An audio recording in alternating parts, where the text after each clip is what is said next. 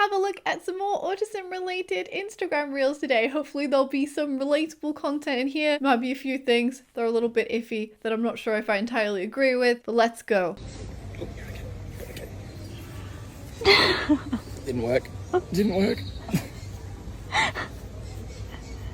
The text is me attempting to fit in with neurotypicals, and then he tries to lie down next to the kangaroo, trying to be subtle, trying to blend in, and then the kangaroo goes away. Yeah, that feels like me at primary school when I was just there being myself and people were like, "You're weird." And I was like, "Why?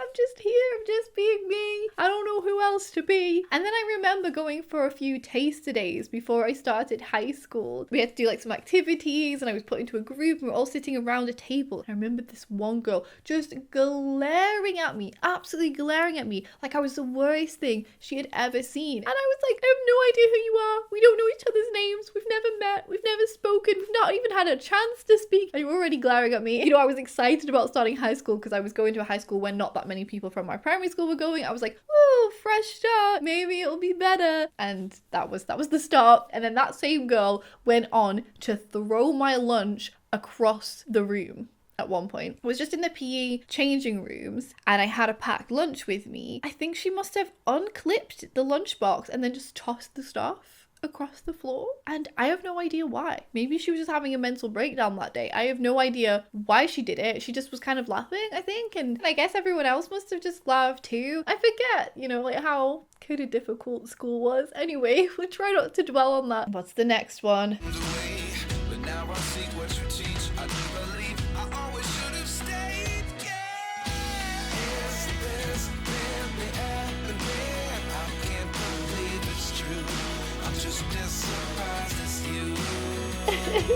I really like this person's content. They call it the Spectrum Girl. It's got Angel of the Morning as the background music as she does that. It says, "Autistic me when I can't find the one hair in my ponytail that's pulling too hard." Oh, I can feel it as I say it. I can see why a lot of autistic people have very short hair or like even shave their head and stuff like that. It is awful. My scalp has always been extremely sensitive. Trying to scrape my hair into like tight ponytails for ballet lessons and stuff like that wasn't a fun time. But I do kind of quite like my hair to be like off my face, so I often just put it in kind of like loose messy buns. I like my fringe being off my face. I get a clip and just clip it off my face when I don't have to be like, you know, on camera or seeing anyone and I'm in my pajamas. Yeah, I look like a wreck most of the time is what I'm saying. If I leave my hair tied up for too long or it's too tight, oh, it hurts. It hurts. But yeah, that thing where you've got like one, this like pinching feeling of one hair somewhere, something has gone wrong and you can't quite figure it out. Oh, I used to be so jealous of boys when I was younger. I was like, "Oh, you can just basically roll out of bed and your hair's short. You don't really have to try and it's fine." Like, so I also wanted to respond to this. I saw this a few days ago. So in quotation marks, it has "your kids are going to hate you." And then this person is responding. So this person is somebody who has 2 autistic children and uploads content of their autistic children. I'm not personally a fan of anybody using their children for content. I think it's a slippery slope to not great things. This person's content, from what I've seen of it, looks relatively positive. It's mostly her children going to try different fast food things, but it's always like hashtagged autistic. She's always emphasizing that they're autistic, and then she does a lot where she kind of gets the children to hold up like boards with statements on them, like "autism deserves to be seen" is one of them, and "I'll always call her autistic" is one of them. And then the caption is, "I often get asked, scrutinized as to why I label my videos my autistic child or my child with autism. I disclose their diagnosis in every post. Well, it's deliberate. On this particular day, over 21 million people who don't follow me were introduced to autism, perhaps for the very first time. The internet is wide and deep, and I never know where our post will land. I intentionally say autistic child or child with autism to grab attention and stop your scroll. I want people to find this page and see how capable and incredible neurodiverse individuals can be.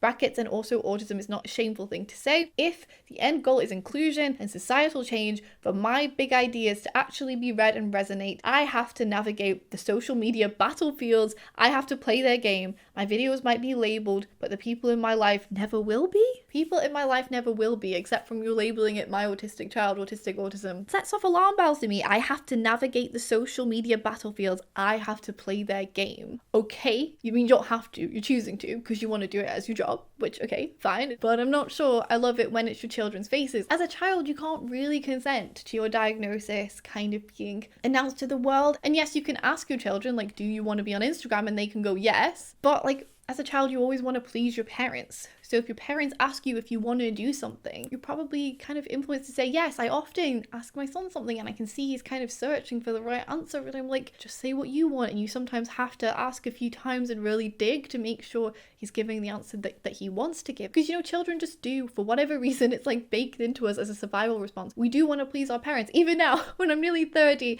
I still care about what my parents think. It still upsets me if my parents don't like something that I'm doing. And, you know, maybe it shouldn't, but it does. So anyway, I just think it's difficult. Like they don't maybe necessarily fully understand the implications. What do you think? I think to some extent, yes, she's trying to make it like noble. Like, I'm not embarrassed about autism. I'm proud of autism. I want to teach people about autism. I think she has a decent amount of followers. She had 153k. She says she's TEDx speaker, activist, autism mom. A woman who made her private journal public. Except from, you're also making your children's private journal public. That's the thing. Like, you can convince yourself of a lot of things. I think as people, like, you know, if we want to do something, we can decide we want to do it first, I think, and then we try and look for a reason to make it a moral and ethical right thing to do. I think often the decision of what we want to do comes first. So somebody had said your kids are going to hate you. I know these comments are intended to hurt me, to make me feel like I'm doing something wrong by publicly advocating for my family. So I don't think she's doing anything wrong by publicly advocating for her family. I think it's more that you're sharing your children. It's like vulnerable moments. There are moments where her child is crying and it's there on an Instagram feed. It's happy tears and it's like a joyful cry, but still it's like, you know, a vulnerable emotional moment. What if your child then turns around and says, well, I want to take it down, but then it's your entire career and your entire income? Are you going to go, yeah, sure, I'm going to take it all down if they ask you? Maybe you will. I don't know. And believe me, I'd be lying if I said I didn't second guess how much of their story is mine to share. Okay, well, that's good. At least she does kind of think about it, I suppose. But here's where their father and I stand on this. If we raise them right, there won't be a single hair on their head that they ever want to hide. Okay, but somebody can be really proud of themselves and who they are and still not want, you know, everything about themselves to be splashed all over the internet. It's quite a different thing. You know, you might still not want a lot of personal details about yourself circulating online, and that's okay. That's not necessarily not being proud of yourself and proud of who you are as a person. And then she says autism isn't something to be shamed away. Autism isn't something to be shamed away. And again, I just feel like it seems a bit convenient that you can convince yourself that, you know, having your children on this Instagram page is like a noble thing. I'm glad that it's positive, and as far as I know, she doesn't have any, you know, meltdown footage and stuff like that. A lot of parents do, and then they'll be like, oh, I'm keeping it raw, I'm keeping it real. As I spoke about in the video that I made about autism moms, there's a lot of that, and that I think is worse, you know, obviously. It makes me uncomfortable whenever children are like the main focus of content. I personally don't want to share my child online, even if he said he wanted to. It's like, he doesn't understand like how many people would be potentially seeing those kind of things. And she says 21 million people, you know. But if, you know, somebody has content that's focused on something else and they occasionally want to share a picture of the child because they're proud of them, whatever, that's not so much of a big deal. But when you rely on your children for the content, when they're the things that is getting the most of the traffic to your page and things like that, I think it's just a slippery slope. As soon as money's involved, it's an intricate part of my children. It's something we applaud. Instead of applaud, the caption says it's something we apply on. Okay, it's great that you're proud of your children for being autistic, but does the whole world have to know all of the time? Maybe they'll grow up to be proud of it and like, oh, I'm glad that mom did that, and maybe they'll want to be on Instagram themselves as they get older and they'll want to, you know, follow in your Instagram footsteps. And I'm all for, like, I call myself an autistic person. I feel like I am autistic. I'm all for part of it being my identity, but I do sometimes feel a bit uncomfortable when parents are like, this is my autistic child. Here, look at my autistic children. I guess because it's my choice to make autism my whole personality and sit here being like, I'm autistic. Now what? You know, on YouTube, being loud about it, that's my choice. If my child was autistic and I was like, look, my child is autistic, I feel like it's their choice whether or not they want to disclose it. It's something personal, even if you don't see it as a medical condition. It's still something personal about yourself that you might, you know, pick and choose who you want to share it with. If an employer can trace it back to them, or anyone in their lives that they meet can trace this back to them, they have lost the power to choose who they want to disclose to and when they want to disclose to. Not everybody is necessarily safe to disclose to. People can have really weird, warped, bigoted sort of ideas. It's unfortunate, but it's just the world that we live in. Those comments telling me to be quiet feed into the idea that neurodiversity is lesser than because it's different. But I wonder, would you tell a mother whose child is in a wheelchair to keep her disability a secret? I don't know if people are necessarily saying keep it a secret. That's the thing. In real life, I imagine most people would say it's a good idea to disclose it to school teachers, to things like that, where she can get support and get help. Instagram is not really the same. You know, disclosing on Instagram is not really the same. And it seems like a bit of a silly comparison to make. I mean, if your child was in a wheelchair and you're making posts constantly about my disabled child, my disabled child, my disabled child, having them hold up signs saying disability is cool, you know, that would also not sit very well with me. So I would, personally be saying exactly the same thing. The hard truth is, people ask me to hide my children's autism because autism can be hidden. My kids have a disability that isn't visible, which would make it really easy for me to teach them to mask it. You can teach your children not to necessarily mask being autistic and to be proud of who they are without having them hold up signs about it on Instagram. Holding up signs on Instagram is not what unmasking means, you know? You can also be an unmasked autistic person who doesn't necessarily shout out their diagnosis to everyone they meet, but they're just comfortable in their own skin with who they are. And I think it's great. She's teaching them to be proud of the fact that they're autistic. That's wonderful. You don't have to put that on Instagram to do that. You're choosing to put that on Instagram for other reasons. Then I want my child to be proud of themselves. Maybe they really like it when they see pictures of themselves getting loads of likes. Maybe it makes them really happy, but their children, you know, do you really necessarily understand the scale of that? So let me just be super clear. My children may be judged by the world, but they will not be judged within this home. They will be fully and freely seen in this family and on this feed. And if a school or an employer or a friend disregards them because of their disability, good.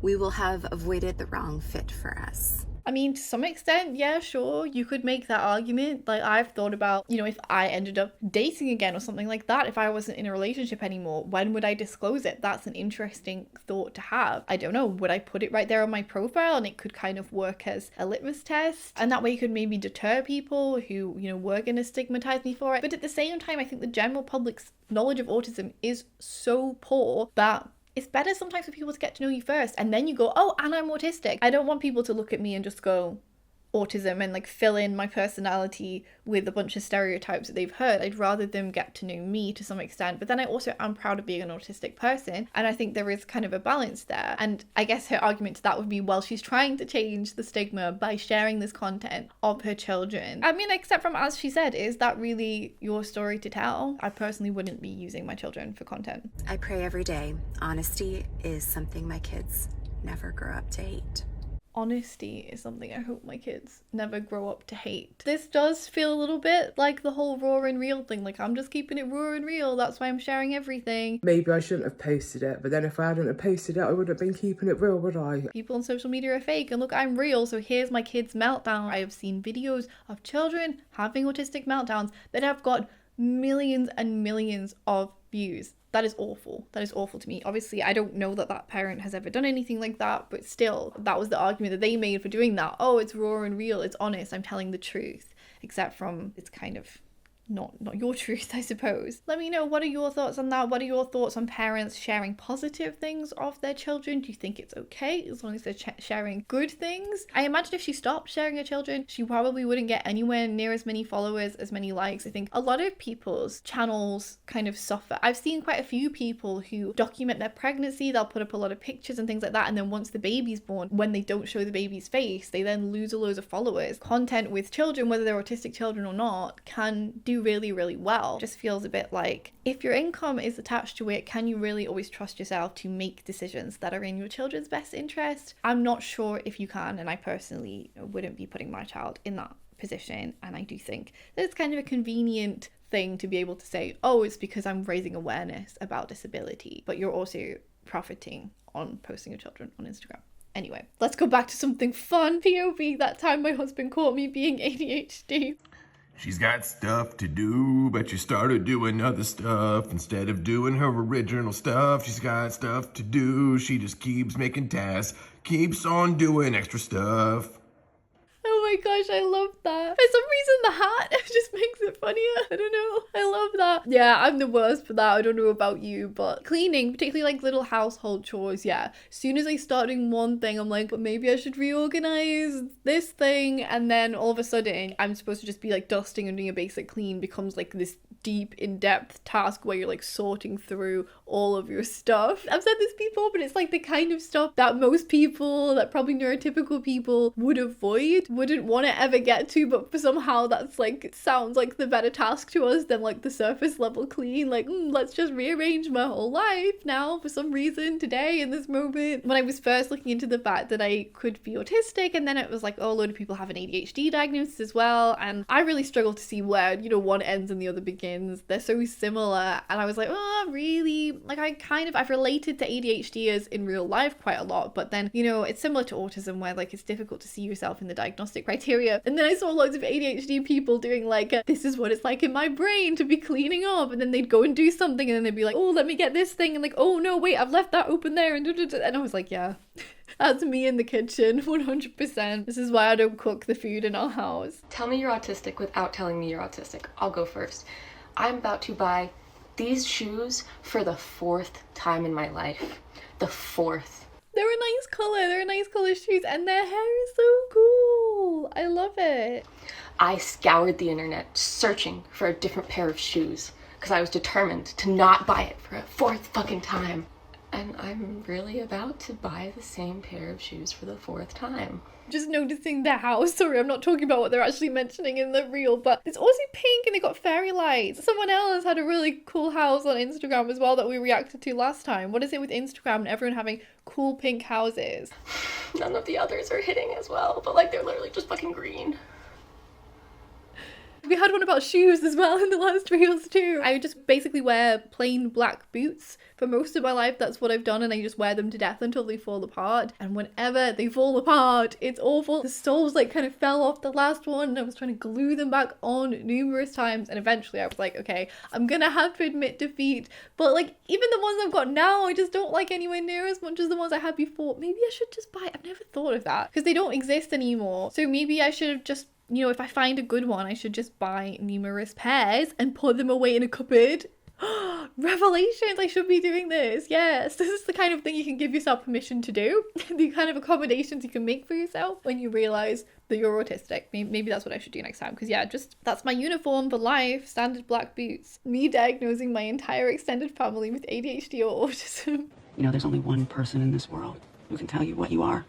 Me. Now, me, Sue Sylvester. Sue Sylvester from Glee was absolutely the best character. She made that whole program. She carried the whole thing. Just become near impossible to not mentally diagnose people. I'm never quite sure how I feel about the peer diagnosis. I feel like if somebody is coming to you like, oh, I really struggle with this and this and blah, blah, blah, like really opening up to you, and you're like, have you ever thought about the fact that you could be autistic? Have you ever looked into it? I have a diagnosis. Like, that's one way. Whereas just like, you know, kind of like randomly out of nowhere being like, have you ever thought that you have this? I don't know if people are always necessarily that open to hearing it. I think maybe just talking about your own experience and being like, well, I really struggle with this and now I have this diagnosis. Hint, hint, hint, hint, hint. But a lot of older generations just have like such a stigmatized view of these things, and just of like, well, everyone's different. We all have our thing. Let's get on with things. But you know, some people are more different and some people need help. Like, yes, everybody is different and everybody has strengths and weaknesses. But then you get some people who fit ADHD diagnosis or fit an autism diagnosis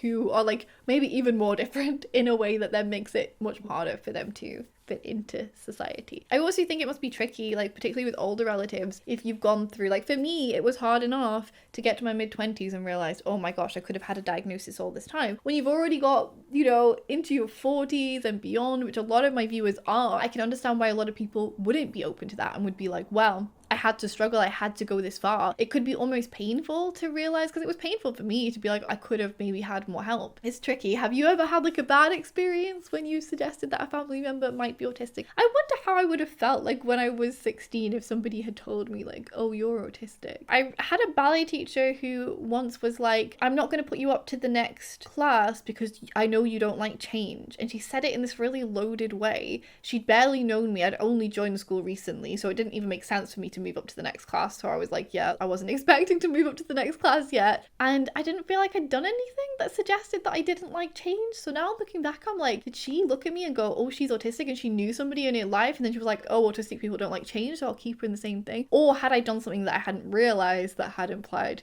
that I didn't like change because I was autistic and therefore maybe didn't like change? I don't know. If you missed the last Instagram reel reaction that we did, we had the most autistic phone call ever. We had Paige Liel on the phone to room service. It is a gem. It is a great video. I would recommend watching it. If you would like to support videos like these on Patreon, you can do. The lowest tier is $4 a month. You can access the Discord server, chat to other autistic people. You also get 2 exclusive videos a month, and then there's a bunch of other stuff on the higher tiers as well, like a podcast and outtakes of me saying things I probably shouldn't have said on camera, but I'll stick them up on Patreon because I don't have boundaries. Okay, thank you so much for watching. I'll see you in my next video very soon. Bye.